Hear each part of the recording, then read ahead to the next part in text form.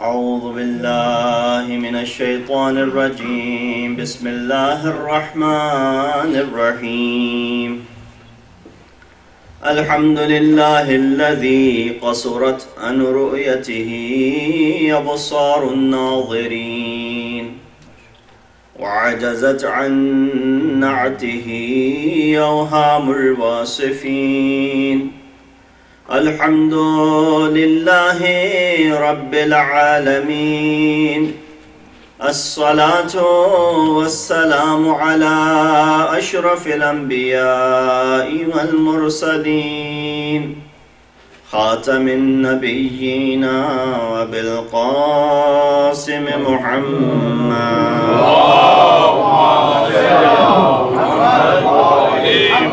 وأهل بيته الطيبين الطاهرين المعصومين الذين أذهب الله عنهم الرجس وطهرهم تطهيرا.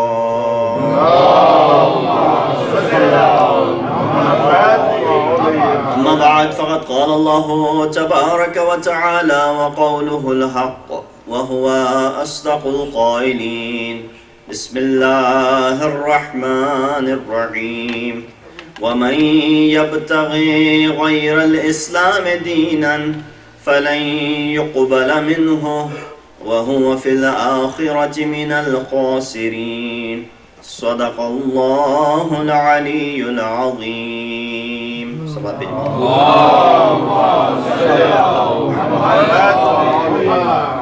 Assalamu alaikum wa rahmatullahi wa barakatuhu. Before I begin, I would like to mention this, that I was requested to recite tonight's majlis in English due to the request by the sponsors of the night's majlis. Usually I am, wherever I'm invited, asked to recite in English. Yesterday what you saw was actually going out of my normal routine. I don't know how I did, you can give me the marks, but this was something which I'm more comfortable as well, but nonetheless, whatever is the demand. And obviously we're not here to teach any particular language, we're here to do the dhikr of Ahlul Bayt. So regardless the language, regardless of what zaban or what cultural background someone comes from, as long as the message of Ahlul Bayt is delivered, I think that is the bottom line. And so it does not require and is not limited to any one particular language. Yes, a lot of time we are accustomed to hearing things in a certain way, and that comes easy to our ears. But therefore, obviously, we need to also get used to, because the dhikr of Ahlul Bayt is not limited to any particular culture, any particular land, neither is it limited to any particular language. Sallu ala Muhammad wa ali Muhammad.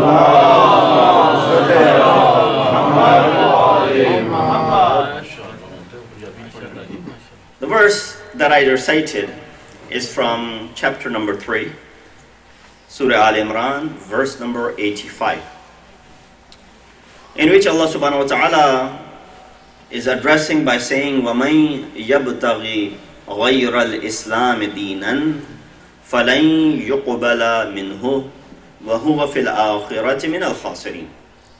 That whoever adheres to a religion other than Islam, it will not be accepted from him, and on the day of judgment he will be among the losers. Here there are mufassirin who have given different ara and different opinions based on, again, the discussion that we had last night of tafsir al-tatbir, based on the riwayat that they have received from Ma'sumin, mentioning as to what this word or this verse is referring towards. And they pay very close attention to every single word of the ayah.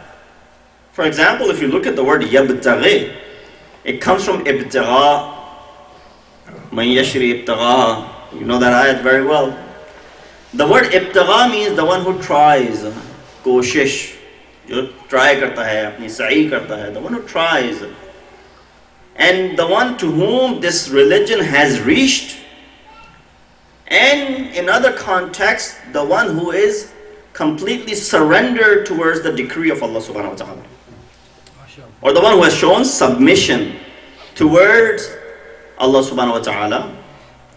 Once they have shown this surrendering and they have submitted themselves and they have come inside the realm of this religion, now after having reached this information to them, they leave. These are the individuals whose Quran is referring as وَهُوَ فِي الْآخِرَةِ مِنَ الْخَاسِرِينَ. This particular individual will be amongst the losers on the Day of Judgment. So from that aspect, it doesn't necessarily have to be the religion of Islam, but if you look at it, Islam came to basically complete the previous religions. All the religions, divine religions that were sent by Allah subhanahu wa ta'ala, Islam basically came to go ahead and give a completion to all of those previous scriptures as well as the previous divine religions. And that's why it's the mukammil of all of the religions. And that religion also reached its peak when the ayat was revealed, Al-Yawm Akmaltu Lakum Deen. Today is the day when I have completed this religion for you.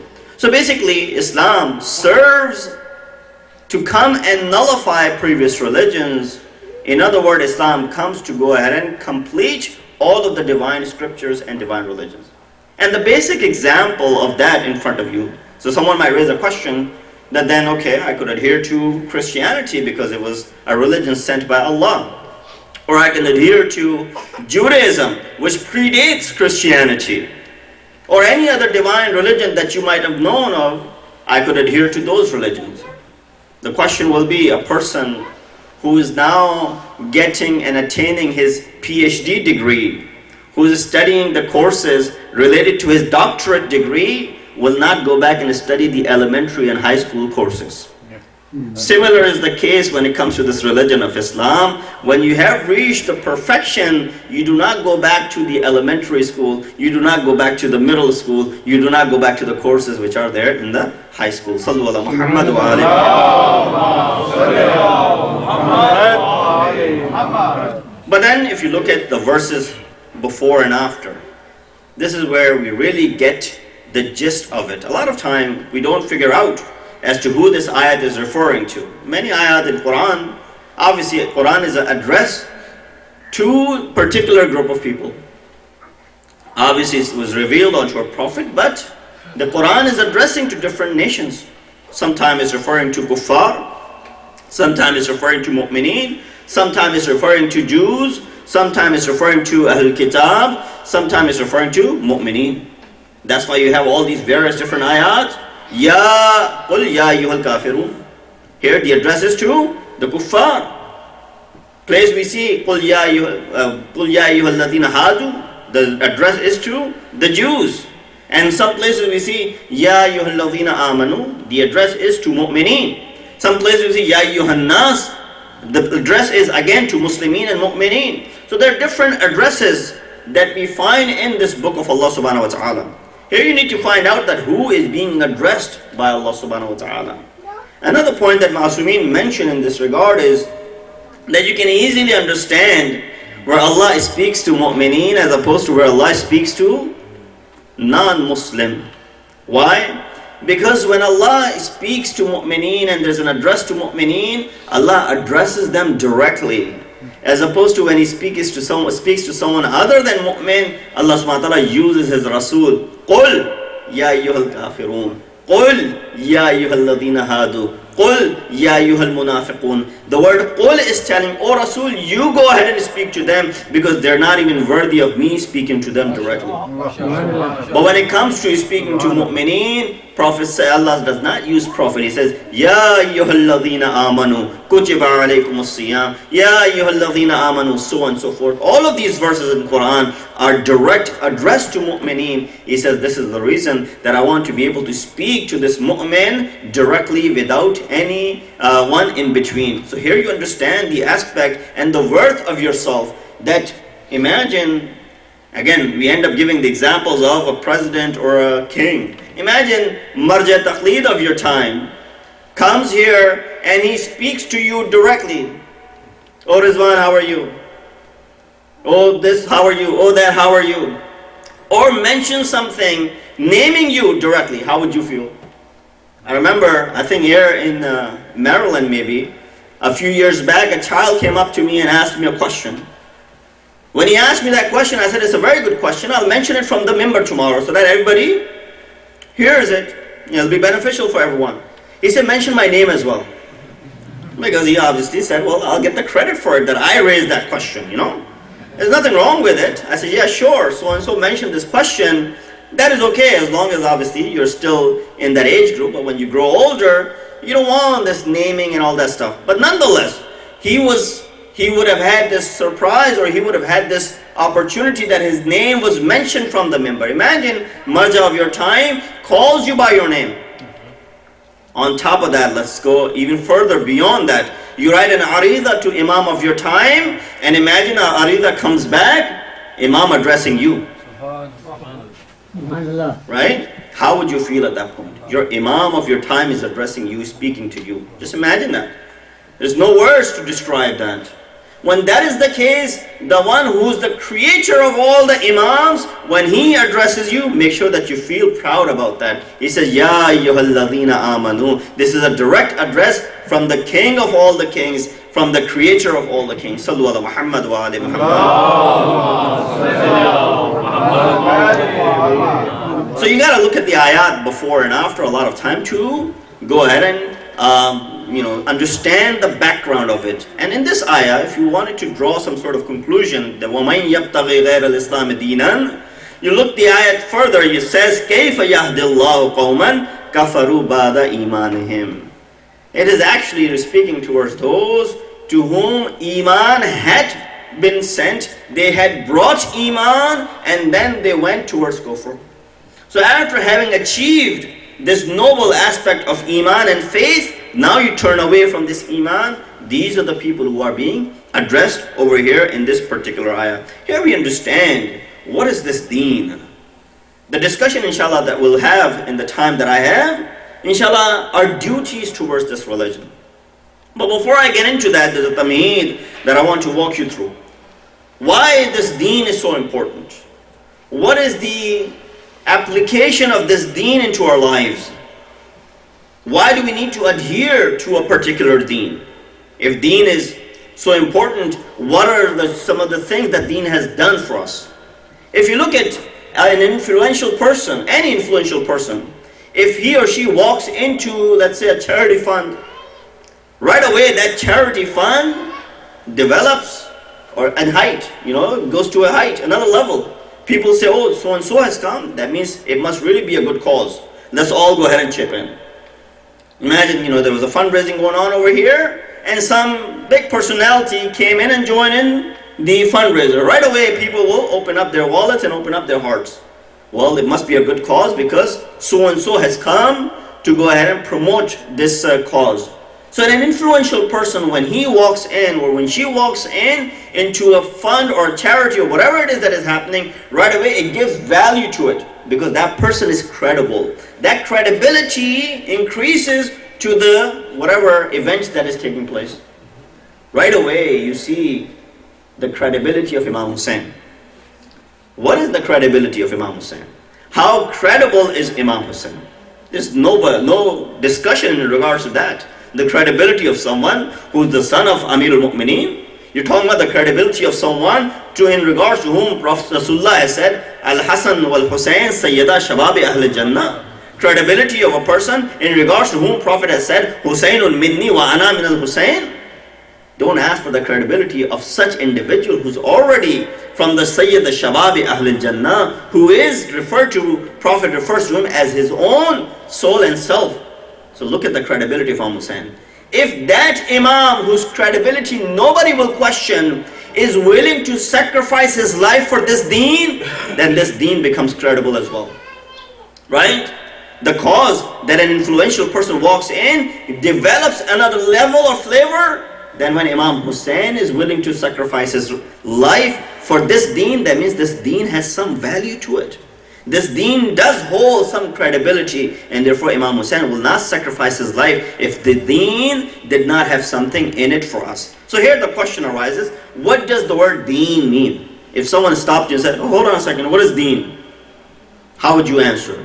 Well, literal translation of the word deen means reward, compensation, following, like ittiba of someone, following someone. These are some of the translations of the word deen or obedience.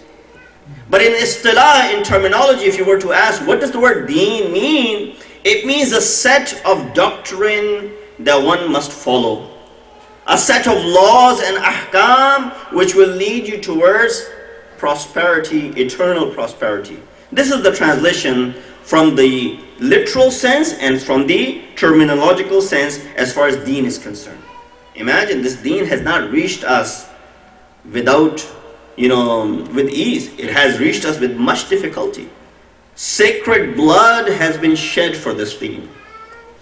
In Karbala, there was sacred blood that was shed for the sake of this religion. So you and I have not received this religion, just out of nowhere. So therefore, do not take for granted this religion. Make sure that you perform what is due upon you as far as this deen is concerned. And therefore, here we ask some questions. If someone was to ask you, what is this deen? If the children over here sitting, if someone was to ask you, what is deen? You said deen is the name of 3 A's. What are these 3 A's? Aqaid, ahkam, and akhlaq. You have aqaid, beliefs. You have ahkam, the laws, and you have wrapped around with akhlaq, best morals and ethics. That is a complete picture of deen. You don't need a 4th thing. You don't need spirituality, you don't need tasawwuf, you don't need irfan, you don't need falsafa, you don't need any of those things. If you have aqaid, ahkam and akhlaq. These 3 things you have, nobody's asking for the 4th thing. You say, where's azadari in it? Well, azadari is already part of aqaid. So that's why we did not mention it separately. You do need that as well. It's already part of your aqaid. But you don't need anything 4th thing after this. If you could have these 3, to whatever extent it is possible for you, then definitely you are someone who's sahib deen. That is the reason why Amir al-Mu'mineen, Imam al-Muttaqeen, Ali ibn Abi Talib said, La hayata illa bid-deen. There's no hayat, there's no life without deen.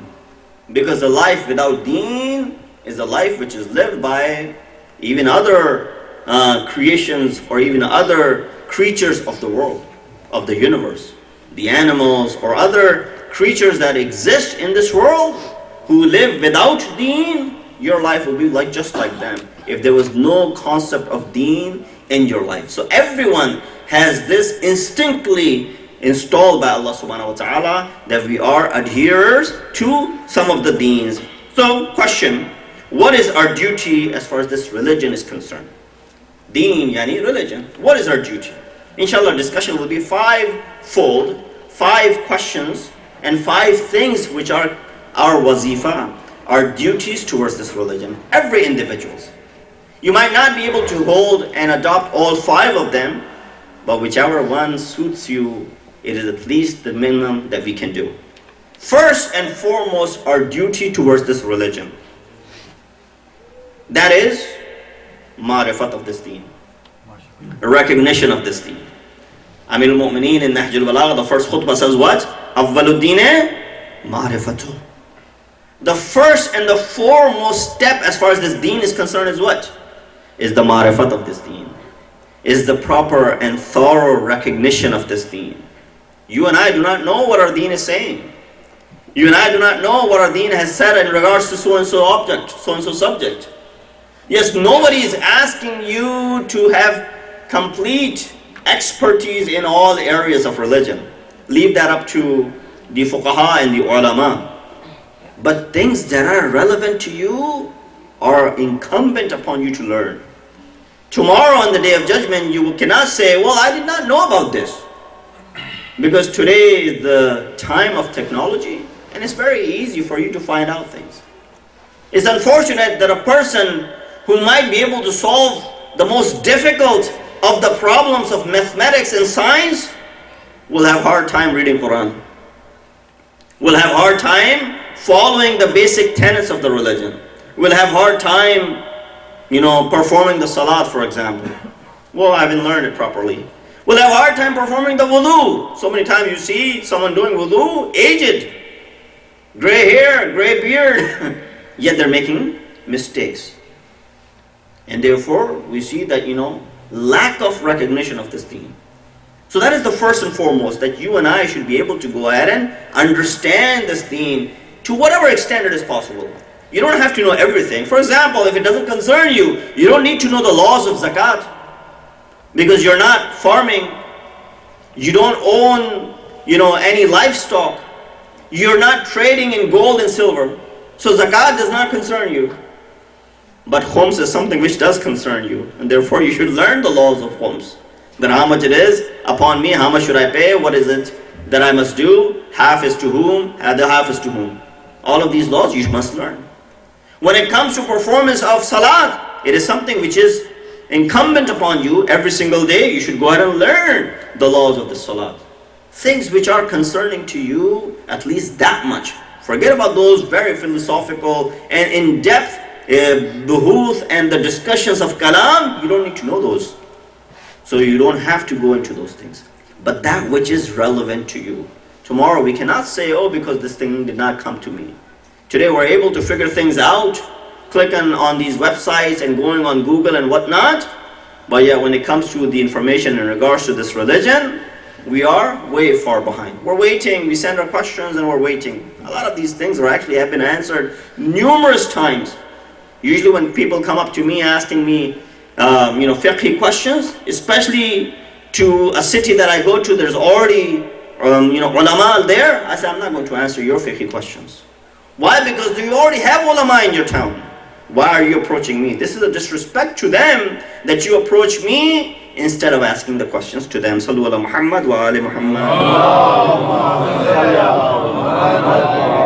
So therefore, if you enter this religion, hadith says, Man dakhala fi hadha ad-din bir-rijal akhrajahu minhu ar-rijal kama adkhaluhu fihi. If a person enters into this religion by other people, some people, he will exit this religion the same way he had entered it. But the one who enters this religion bil-kitab was-sunnah zalat al-jabal qabla an yazul. He will remain like a mountain that cannot be shaken up. If you enter into this religion following the tenets from the book of Allah and the tradition of Rasulullah and Masumeen alayhi salatu wasalam.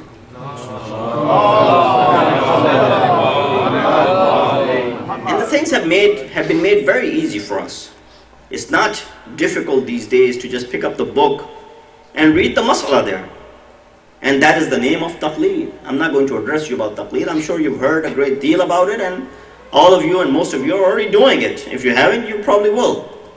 But it is a concept which is in Quran and Hadith itself. People raise questions. When did these fuqaha gain this ability to be able to govern us? No, this wilayat existed, and they are considered to be having this, niyabat-e-am from Imam Masum.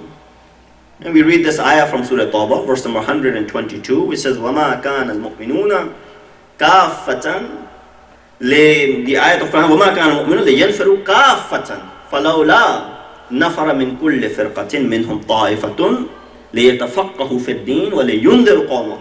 The ayat is very clear that why not some of you, not all of you, some of you in this crowd, get up, go and learn ulum ad-din, and then come back. إِذَا رَجَعُوا, come back, teach this to those who do not know this knowledge.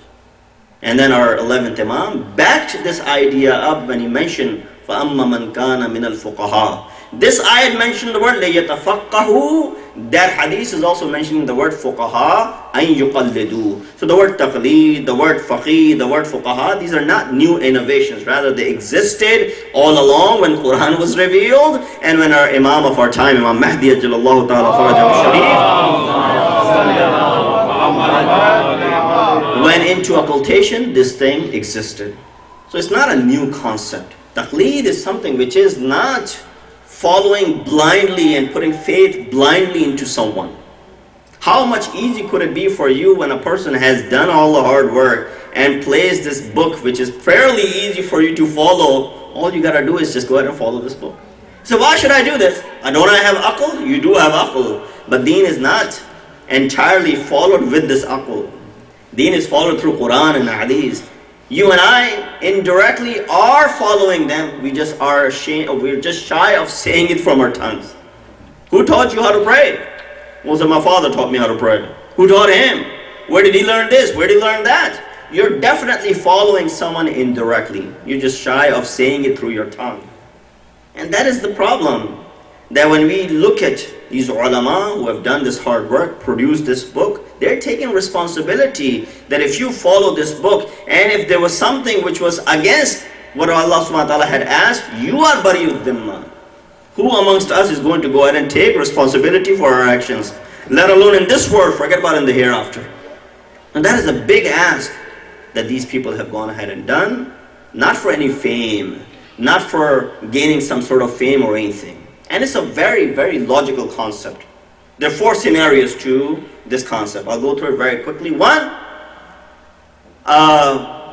when a person who's knowledgeable follows another person who's knowledgeable. A person who's knowledgeable follows a person who's ignorant. A person who's ignorant follows another person who's ignorant. Person who's ignorant follows the person who's knowledgeable. In the first case, knowledgeable following knowledgeable is tahsil hasil. There's nothing that will gain out of it. For example, a person who is in good health, who can see, who can walk, is standing on the side of the street, asks another person who can see and walk, can you help me cross the road? You could have done it yourself. Fine, I'll help you. There's nothing that you gain out of it. Second situation, a knowledgeable person follows an ignorant. That is something which is haram, forbidden. Aql does not give you this. Imagine you're standing side of the road, you ask a blind man, go ahead and help me cross the road. You're throwing yourself into halakat. Third scenario, ignorant follows another ignorant. Jahil follows another jahil. Both are blind, asking each other to help me cross the road. Both are going to go ahead and end up harming themselves. The only logical solution over here is the fourth situation. An ignorant asks the one who's knowledgeable. I do not know, I'm going to seek your assistance in this regard. And we do that on a daily basis when it comes to all the other matters in our life. When it comes to seeking medical help, we go ahead and seek assistance from an expert. When it comes to the areas of computer science, we go ahead and seek assistance from those who are IT specialists. When it comes to building a house, construction, we don't start building it by ourselves. We go ahead and get help from someone else. All of these areas in our life, we are imitating someone and getting help from the experts, but the area which is the most important area, which will take care of our hereafter, we're going to go ahead and make our own opinions and follow our own mind. Sallu ala Muhammad wa ala Muhammad. So first is ma'rifat of religion. Second, taslim kamil, complete surrender. That which you know, follow it completely. There should not be any ifs and buts. Oh, but why is this like this? I don't believe this is, I don't believe that. If you have entered in the realm of Islam, if you have submitted yourself, if you have surrendered yourself, there should not be any ifs and buts.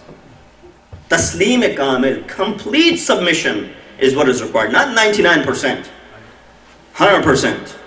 Why? Because then you're not considered to be a follower. I don't know if this story is true or not, but a group of followers went to Ayatollah Brojardi and said, we will do your taqleed for 350 days a year, but for the 10 days of Muharram, we're not going to do your taqleed. Because some of your fatwa restrict us. And therefore, we're going to do your taqleed for 350 days. It's not taslim kamil. Ayat of Quran says, أَفَتُؤْمِنُونَ بِبَعْضٍ وَتَكْفُرُونَ بِبَعْضٍ. You believe in some and you deny some. How are you going to go ahead and live a life in this way? So taslim kamil is very important. But only this taslim kamil, this complete surrender comes when you know what you're following. When you do not have the knowledge of that which you're following, you do not have the ma'rifat and the recognition, how are you going to go ahead and submit yourself to it? Third, spread it. Do not become a cocoon by yourself just so that, my religion does not need anyone else. We don't need more Muslims, we don't need more Shias. And we become like Jews. There's a long process of one converting. I'm not in the favor of converting someone who walks in right away just so that, we have more, demographically we're more in number. No. Make sure that you walk that person thoroughly through this process and then they convert. But it is our duty to spread this religion. We cannot just go ahead and say, well, no, we don't need more people. We don't need more Muslims. Why? Because they'll start questioning some of our practices. Things that we have received from Ma'sumeen, they will never question those practices because they have already been logically answered. Things that you and I have innovated, yes, they might question those things, and this is where the fear lies. But also, don't think about that, when you're spreading this religion, you're spreading because you want to have more in numbers. Look at it from the aspect, يُخْرِجُونَهُمْ مِنَ الظُّلُمَاتِ إِلَى النُّورِ. You're bringing someone out of darkness towards light. Isn't that a service to the humanity? Isn't that a service to the community? So not just because we are more in number, rather because you want to be able to help someone come out of darkness and go towards the light. And that's why we see there were many people in the initial days in Islam, when Islam was brought in Mecca, that these people such as, for example, Asad ibn Zurara, they came from Medina, studied this religion, went back to Medina, spread this religion. You know why Prophet migrated to Medina? Were these people, how did they become Muslims? Prophet had never gone there. It was because of such individuals such as Asad ibn Zurara. That they learned it, they went ahead and they paved the path for Rasulullah so that he can make this migration. Migration did not take place. It's a very important event in the history. That is the event from which we start our calendar. That is the event where Amir al-Mu'mineen slept in the place of Rasulullah. And how did he sleep in the place of Rasulullah? He said, I've never slept a better sleep in my life before. It would be easy if someone said, can you sleep over here, without informing me of the fear. I'm staying with Dr. Saab, he says, this is your room. I'll go without any fear and I'll sleep. But if he told me, there are people standing outside with their swords drawn, ready to kill you, I don't think I'll blink my eye. This is where Amir al-Mu'mineen, when he's asked by Rasulullah to sleep in his bed, all he questions is that, will you be safe if I sleep in your place? That's all he needs to know. He said, yes. He said, then I'll sleep over here. And he says, the way I slept that night, I never slept before in my life. And that is where we understand the khidmah that Amir al-Mu'mineen had done to this religion. Sallu ala Muhammad. So keep track of it. Don't lose. Proper recognition. Second, complete submission. Third, spreading it. That is also part of our duty. These are all the wazaif that we have as far as this religion is concerned. Fourth, defending this deen and preserving it from being manipulated. Today, foremost duty, when all of these events are taking place in our surrounding. You heard about the incident that took place in Paris. The previous day you heard about the incident that took place in Beirut. And then the ongoing onslaught that is happening in Iraq and Syria and so on and so forth. In the hands of these people who are Daesh, Al-Qaeda, ISIS, Taliban, you name it, different names, same faces. Basically that's what it is. But we see, this is where we need to go ahead and defend. This is where we need to go ahead and chop off these extravagance, these things that are existing that have nothing to do with the religion of Islam. But how am I going to defend this religion when I don't know my religion myself? I don't have proper knowledge about this religion. How am I going to go ahead and defend this? If I have proper recognition, I do not have complete surrendering into this religion. I myself don't believe in many of the things that my deen is preaching. How am I going to go ahead and preach someone else? When I'm not going to preach, how am I going to go ahead and defend this religion? This is where we read the stories of people who defended this religion. Hassan ibn Yusuf ibn Mutahhar. You say, who's that? Allama Hilli. Now you know who it is. His name is Hassan ibn Yusuf ibn Mutahhar. I'm not going to read what he did. But in the time of Sultan Khuda Bande, Allama Hilli, in a city which is ruled by Ahl Sunnah, the four madhahib are on top. None of them are followers of Fiqh Jafari. But Allama Hilli, Hassan ibn Yusuf ibn Mutahhar, walks into a gathering where everybody is the follower of one of these four madhahib, walks out of that gathering, everybody was the follower of Ahlul Bayt. Was he holding Asai Musa, a magical wand? No. He had this ability, this knowledge, this complete submission to this knowledge, and the movement to go ahead and prepare and present this religion, because this religion cannot be challenged. He had that immense knowledge that he was able to stand out for this religion. The place which performed their salat according to their madhab, Dhuhr prayer, they all prayed their Asr salat according to the madhab at-Tashayyu. Look at the duty and the fariza that this Mard Mu'min has performed. We need to think about, we need to look into the life of Allama Hilli, for example. See what was he able to do. I'm not going to go into the incident. If someone needs to know what was the incident, I'll tell you, inshallah, after the majlis. Sallu ala Muhammad wa ala Muhammad. And there were people who were standing up for this religion. They were willing to sacrifice themselves in order to defend the tenets of this religion. And lastly, we need to go ahead and do mubaraza. That means fight against the tahrif, those who are distorting things that exist in this religion. I mentioned this earlier as well, but things that have come in Quran and Sunnah, if someone challenges them, there's a logical and every aspect there's an answer available to that. But the things that you and I have innovated, we have been influenced by our cultures where we come from. If we go ahead and present it to the world, if they question, sometimes we're unable to answer those questions. And this is where these tahrifat that have entered, these Israeliyat or whatever it is that you want to call it, that have entered into this deen, we need to go ahead and clear them out. One of the things that you always hear and has picked up a lot is the mu'jizat that are taking place. The amount of mu'jizat that are happening nowadays is just amazing. And as soon as the month of Muharram begins, the month of mu'jizat begins, in other words. And with all due respect, I'm not trying to, ridicule any of these things by any means. But the more these things are repeated, the lesser the value will be. There's no doubt about the karamat of Ma'sumin, when they were physically alive or even after their physical death. There are karamat.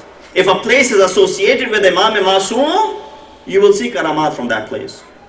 You will see shifa from that place, no doubt. This Haqi Shifa, which was worthless before the blood of Imam Hussein spilled on it.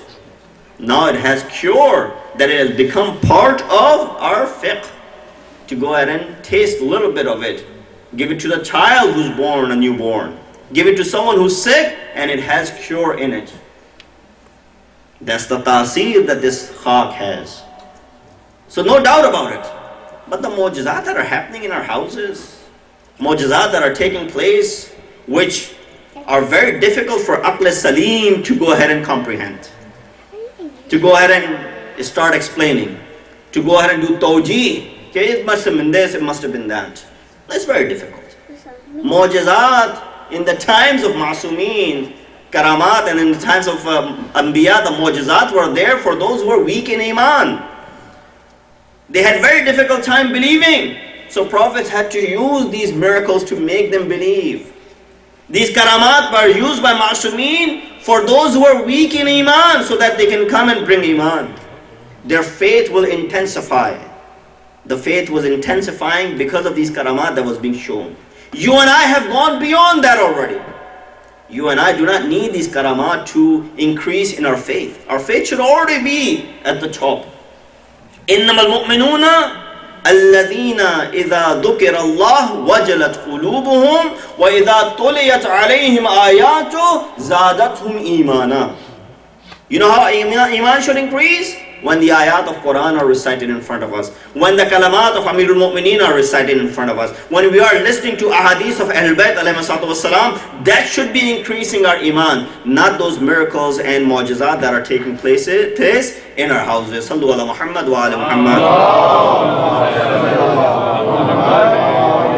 So removal of doubts, self-created practices, as long as they do not challenge the religion, as long as they do not defame the religion, there's nothing wrong with it. But as soon as it starts conflicting with the religion, right away these things need to be chopped off. Prophet said, Inna Allah la yubghidul mu'min alladhi la deena lahu. Indeed, Allah abhors and hates and dislikes the mu'min, a mu'min who does not have a religion. So what kind of mu'min does not have a religion? No, there are mu'mineen who are lacking this deen as well. It said, فَقِيلَ لَهُ وَمَا الْمُؤْمِنُ الَّذِي. Who is this mu'min? لَا دِينَ لَهُ, who doesn't have the religion. It said, قَالَ الَّذِي لَا يَنْهَى عَنِ الْمُنْكَرِ. Mu'min who does not have the ability to say nahi anil munkar, does not have the ability to stop and forbid that is evil that is taking place. You're a mu'min, but you don't have the ability to stand up and take a stand against that thing which is harming the religion. That mu'min is someone who's disliked according to this hadith of Rasulullah. So are we in that criteria? We see something happening, we say, fine, who cares? No, this religion is not about who cares. This society might teach you to mind your own business, but this religion says, no, go ahead and try to correct that. That is part of your wajibat. I believe it is a story in the time of Hazrat Shu'aib ﷺ, narrated by our fifth Imam, Imam Muhammad Baqir ﷺ. 100,000 people in the nation of Hazrat Shu'aib, 40% were evildoers, 60% were good doers. Allah said to Hazrat Shu'aib that take yourself out of here, I'm going to send my azab onto these people. He said, oh Allah, he had the ability to raise the plea that, oh Allah, majority is good doer. 2/3. So here you understand in Islam there's no concept of majority. 2/3 are good doers. Only 40% are evil. Why are you punishing everyone? Because those 60% did not do nahi anil munkar. They did not forbid that was evil. They did not perform their duty. Therefore, everybody deserves this azab and the torment. So here we see these are fivefold, and there could be more wazaif, there could be more duties, but these are fivefold duties that each and every single one of us has. And a quick recap. First, ma'rifat of this religion. Second, go ahead and have taslim kamil, complete surrender in this religion. Third, go ahead and spread this religion. Fourth, go ahead and defend this religion. Fifth, fight with those conflicts that are brought into this religion. Those doubts which are being, brought into this religion. These are among the duties that all of us have. It's not something which I sat down and made up. No, these are directly out of the kalamat and farameen of Masumeen. That is the least that we can do. The least you can do is go ahead and learn what this religion is. Once you start this path, then all of those other things will also be into its place. This is the reason that we need to focus more on why Karbala took place. Not so much on how Karbala took place. The how part is also important. Why? Because it's the emotional and the sentimental part of it. That how someone got killed, how mercilessly they were butchered and they were killed. The graphic nature of Karbala, which is equally important, we need to tell it to the world. Why? Because it will bring emotions to a non-Muslim who doesn't know what Karbala is. That's very good. But you and I need to focus more on why Karbala took place, so that we can prevent next Karbala from taking place. If you only focus on how things shaped up and unfolded, which we have been doing for the last 1400 years, which is equally important, don't get me wrong, but the more important part is why Karbala took place. We need to focus more on that. Because you see, Karbala has a historical understanding as well. There were many things which were direct, consequence of Karbala. I won't take too much of your time, I'm running out of my time, but the direct consequence of Karbala. There were many incidents that took place right after it. Among them was Qiyam Ainul Warda, Tawwabin. Tawwabin who felt that they had made a mistake by not joining Imam Hussein, they had their own Qiyam. Then you had Qiyam Mukhtar, I'm sure many of you seen Mukhtar Nama. Then there was Qiyam of Zayd ibn Ali. Then there was Qiyam of Yahya ibn Zayd ibn Ali, Zayd al-Shaheed and his son. Then there was also Qiyam of Abbasiyin, right? They apparently stood up to topple Banu Umayyah. Why? Because they said, well, Ahl Bayt are haqdar of this, rulership and whatnot. But obviously that later on shaped up what they were doing. Among them was also Waqi Harra. What is Waqi Harra? Very quickly. Waqi Harra is an event which took place in Medina. The place Harra, that's where this event took place. And it was an event which was also a qiyam by the people of Medina. People of Medina stood up after the shahadat of Imam Hussein, after this caravan had come back to Medina, after seeing what had happened. This place was the place which had seen Rasulullah, which had seen Imam Hussein in the lap of Rasulullah. They now were feeling we should do something about it. There was a person by the name Abdullah ibn Hanzala. Look at the ability. Who is this Abdullah ibn Hanzala? He is the main character of Waqi Harra. He is the son of Hanzala Ghasilul Malaika. I'm sure you've heard the name. Before going to battle, this person Hanzala was getting married. He asked Prophet's permission to go get married. Prophet said, yes, you can stay, you can go. He goes, and Prophet said, don't have to come back. But he, to fulfill his duties, goes, gets married, spends the night with his newlywed, and next morning he leaves for the battlefield. Gets martyred. Prophet said, I see Malaika are giving ghusl to Hanzala. That he didn't even have time to perform proper ghusl before he came to the battlefield. Now the Malaika are giving him ghusl, so his name became what? Ghasilul Malaika. The Malaika who gave him ghusl. His son is Abdullah, who stands up and performs this duty. Goes ahead and declares that there's something that should be done. You see the 3 years of Yazid's rule. First year, he kills Imam Hussein. Second year, he destroys Medina. Destroys in a sense that when he came, when he had sent Muslim ibn Aqba, known as Musrif ibn Aqba, to go ahead and desecrate the city of Medina, he came and he did not see what was going on. This house of Rasulullah, house of Allah subhanahu wa ta'ala, the Masjid al-Nabi, had become a stable of animals. There were animals there for 3 days, no namaz, nothing. For 3 days, everything was mubah for people to go ahead and perform, which resulted in many illegitimate births afterwards. There were many ashab of Badr that were killed in this massacre. There were many ashab who had witnessed Rasulullah and quoted hadith from him.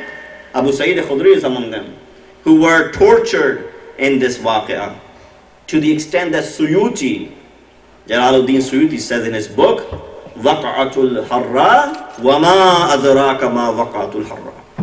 You ask about Waqi Harra, wa ma adraka ma waqa'atul Harra. You do not want to know what was Waqi'atul Harra. Second year, he destroys Medina. Third year, he goes towards Ka'batullah. So Karbala is happening every single year. The reason was because people were only thinking about how it was happening. Forget about why it took place. Here, our duty becomes very simple. Deen has not come to us cheaply. It has reached us with tremendous amount of sacrifices. And therefore, we make sure that we play our role in this. If we want to be able to pave the path of Imam of our time, the way Asad ibn Zurara did pave the path for Rasulullah to migrate from Mecca to Medina, if we want Imam's arrival smooth, we need to go ahead and do this as well. Hadith says that Imam will come when the land will be filled with injustice. People say, well, then we should go ahead and cause more injustice, right? We should go ahead and fill this world with zulm. He said, no, the world will be filled with zulm, not with zalimeen. There could only be one zalim who could fill the world with zulm. So not all of us have to become zalimeen. Instead, we still have to go ahead and perform our duty. Only then Imam will come. If we need to go ahead and make Imam's arrival sooner than later, our duty would be to go ahead and perform these tenets and these duties as far as this religion is concerned. And that is the reason why Imam ﷺ, with all that credibility, is walking into Karbala. Here we understand the great sacrifice that Imam has given. We see that Abdullah ibn Sinan says when this caravan was leaving Medina, he saw the scene, and the scene was what? He said when Imam's family was getting ready to leave, I saw that how the camels were getting ready and the carriages were placed, and how each lady was, escorted towards these carriages. When one lady was brought out by this young man, I asked, who is this lady? He said, you do not know? This is the widow of Hassan, Farwa, brought out by Qasim, son of Hassan. Then he said, I saw another lady who was now accompanied by Ali Akbar and Qasim. I said, who is this lady? He said, this is, you do not know? Kulthum. Then he said, there's another lady that came in which Abbas was also along with them. Who is this? He said, you do not know? This is Layla. And then he said, the fourth lady which was brought out, one was holding on to her shoes, the other one was holding on to her shoulder, the third one was holding on to the curtain, and then even Hussein, who was watching all of this from far distance, gets up from his place. I said, who is this lady? God, you do not know? This is the elder daughter of Ali, Zainab Kubra. یہ اس طریقے سے یہ قافلہ چلا ہے مدینے سے.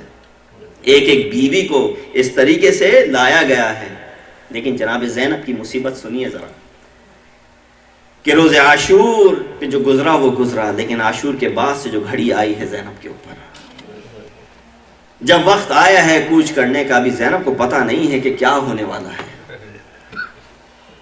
فرمان کا حکم کا انتظار ہے, اور حکم آتا ہے کہ سب کو کوفے لے جایا جائے گا.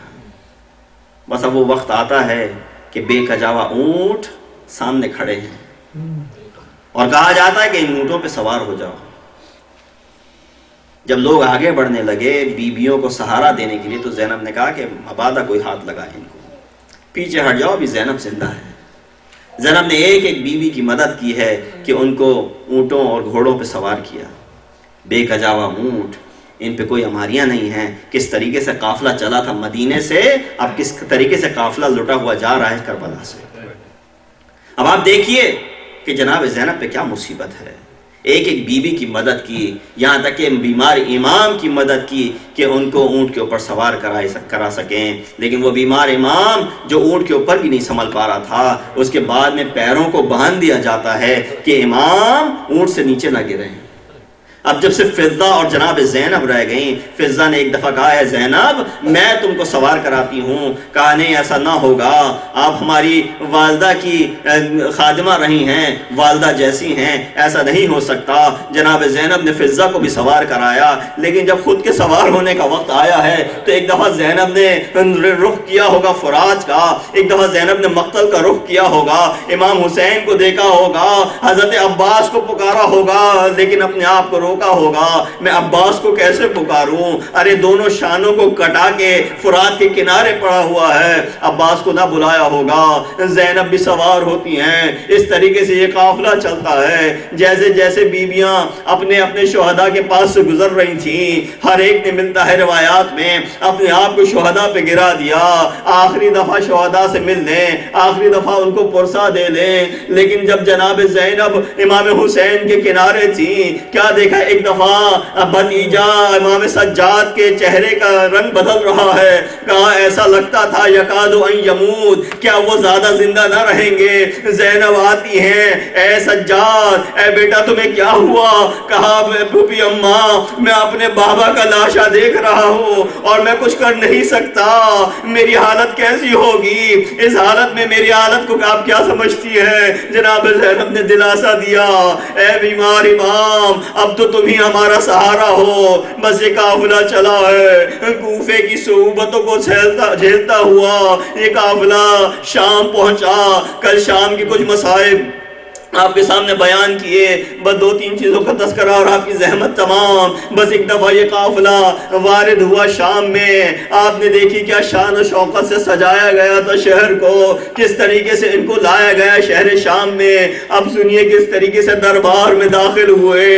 ایک دفعہ امام زین العابدین دربار میں داخل ہونے لگے تھے کہ ایک بوڑھا آتا ہے اور آگے کہتا ہے کہ کس طریقے سے خدا نے آپ کو رسوا کیا, خدا نے کس طریقے طریقے سے امیر المؤمنین کو سرخرو کیا اور اس کی مراد یزید تھی. امام نے کہا ہے شخص تو نے قرآن پڑھا ہے؟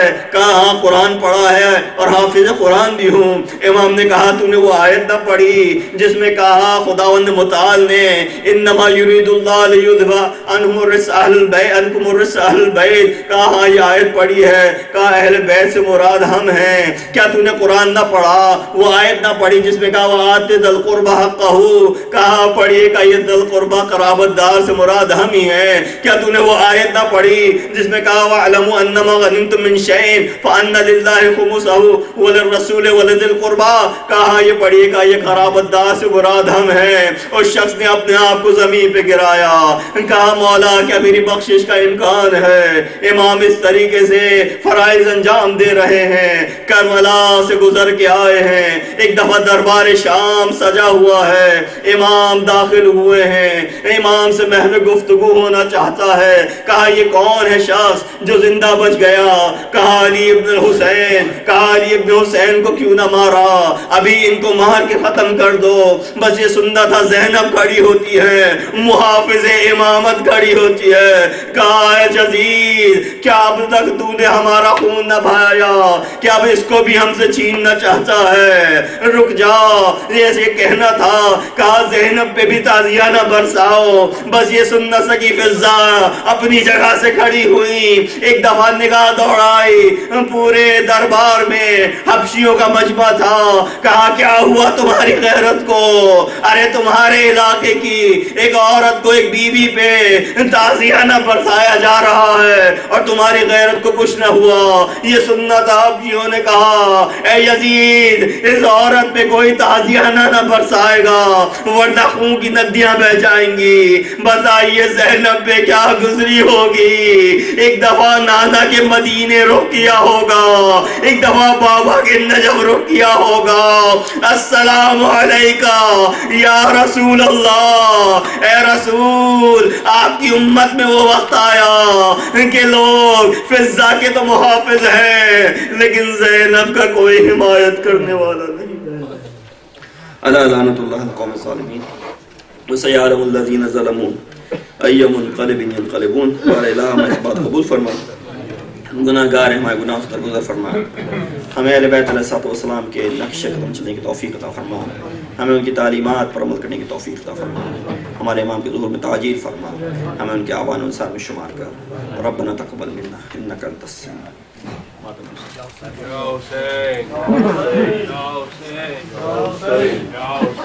Ya Hussein.